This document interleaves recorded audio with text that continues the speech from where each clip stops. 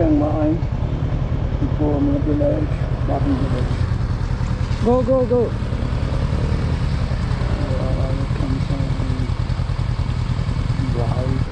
থাইল্যান্ডে মাই হাংসং এর দ্বিতীয় দিনে আমি চলে আসলাম দুই পই ক্যাম্পিং সাইটে।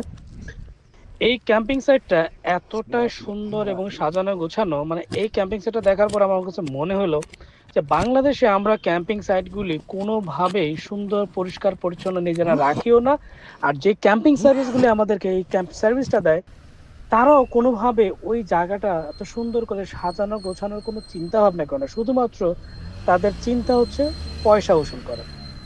এইটা থাইল্যান্ডের ন্যাশনাল পার্কের আন্ডারে দুই পই ক্যাম্পিং সাইটটা দারুণ কিছু অভিজ্ঞতা আজকে শেয়ার করব আপনাদের সাথে। এই দুই পই ক্যাম্পিং সাইট এরিয়া ন্যাশনাল ফরেস্টের আন্ডারে বিশাল বিশাল একটা স্পেস, এবং এখানে একটা টাইমে কয়েক হাজার মানুষ ক্যাম্পিং করতে পারে এবং তাদের ক্যাম্পিং লোকেশনগুলি এক একজন এক এক সাইডে। সো আমরা যেটা হয় বাংলাদেশে একই জায়গায় ক্যাম্পিং সাইটে গণহারে গরুর গোয়াল ঘরের মতো ক্যাম্পিং যেমন বিছানা থাকে, এখানে কিন্তু ঠিক ওই ধরনের না। যারা সিটি ভিউ পছন্দ করে তাদের জন্য ক্যাম্পিং সাইটটা সিটি ভিউতে রাখা হয়েছে, যারা জঙ্গল ক্যাম্পিং করতে পছন্দ করে তাদের জন্য জঙ্গল রাখা হয়েছে, এবং এখানে ওপেন স্পেসও ক্যাম্পিং করার সুযোগ আছে। সো ট্রাভেলারদের চাহিদা অনুসারে যেই কোনো জায়গায় মানুষ ক্যাম্পিং করতে পারে, তবে নির্দিষ্ট জায়গায়। আর এই ক্যাম্পিং সাইটটা কিন্তু খুবই পরিষ্কার পরিচ্ছন্ন, সবুজ এবং দারুণ দারুণ কিছু ফুলের গাছ দিয়ে ভরা। খাবার দাবারের ব্যাপার যদি বলি, এই ক্যাম্পিং সাইটে হালাল খাবারটা একটু আপনার জন্য টাফ হবে। সো আগে থেকে বলে রাখতে হবে আপনি অ্যারাউন্ড 150 থেকে 200 বাতের মধ্যে নর্মাল খাবার খেতে পারেন। আর বারবিকিউ যদি আপনাকে খেতে হয় তাহলে আপনাকে গুনতে হবে 200-র উপরে, মানে 230 থেকে 300 বাত আপনি বারবিকিউ খেতে পারবেন। আর ইন জেনারেলি আপনি ডিশ পাবেন হচ্ছে 150 বাতের মধ্যে। এবার আসি এদের টেন্ট প্যাকেজ। টেন্ট প্যাকেজটা শুরু হচ্ছে 600 টাকা থেকে, মানে 600 বাত থেকে।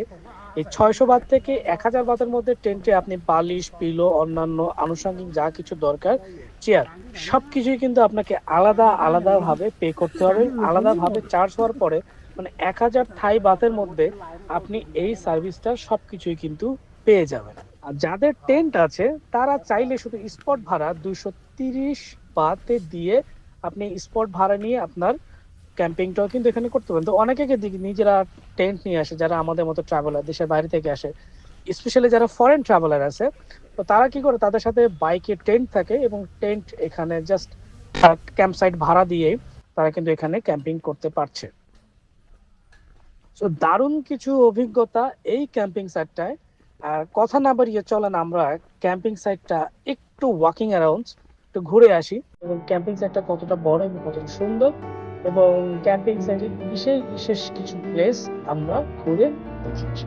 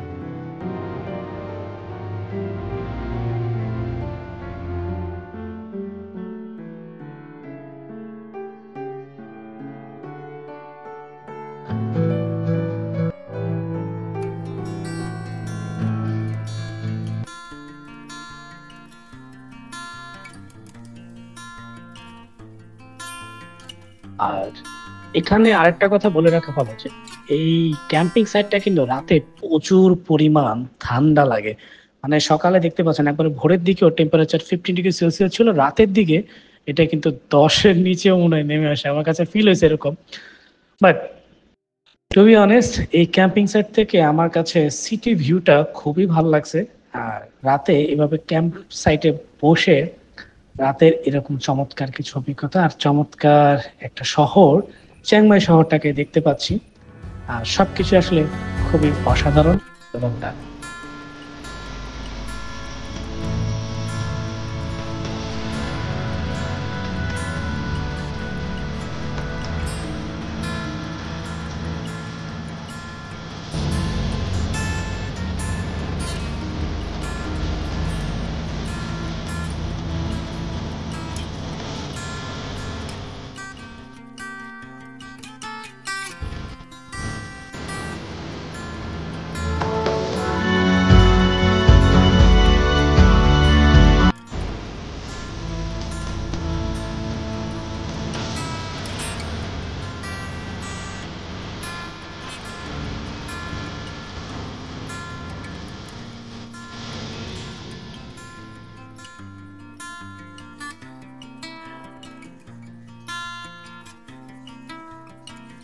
সো দারুণ একটা অভিজ্ঞতা নিয়ে আবারও রওনা দিলাম চিংমাইয়ের পথে।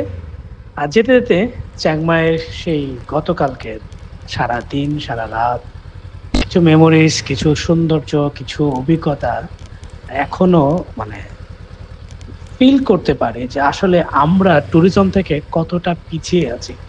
আমরা যারা বিভিন্ন ক্যাম্প সাইট, বিভিন্ন ট্যুরিস্ট লোকেশনে ঘুরতে যাই, তারা শুধুমাত্র সার্ভিস চার্জ দিয়েই যায়, কিন্তু আমাদের কোনোভাবে আমাদের ট্যুরিজমের উন্নতি হয় না। তাই মানুষ দেশ ছেড়ে এইভাবে বিদেশের মাটিতে ক্যাম্প করতে খুবই খুবই আগ্রহী। তো যারা চিংমাইতে এই ধরনের ক্যাম্পিং সার্ভিস চাচ্ছেন, অল্প খরচে আপনার থাকার ব্যবস্থা, খাওয়ার ব্যবস্থা, তাদেরকে আমি বলবো আপনি এই ক্যাম্প সাইটে কিন্তু এসে দেখতে পারেন। আমরা থাইল্যান্ডে অনেকে আসি, সাগর পাড়ে ঘুরি, পাতায়া, ফুকেট যাই, কোরাল আইল্যান্ডগুলো ঘুরে বেড়াই। বাট পাহাড়ি এলাকায়, থাইল্যান্ডে যদি পাহাড়ে কেউ ঘুরে বেড়ায়, তাহলে তার কাছে মনে হবে যে পাহাড় কতটা সাজানো গোছানো আর কতটা আরামের জায়গা হতে পারে।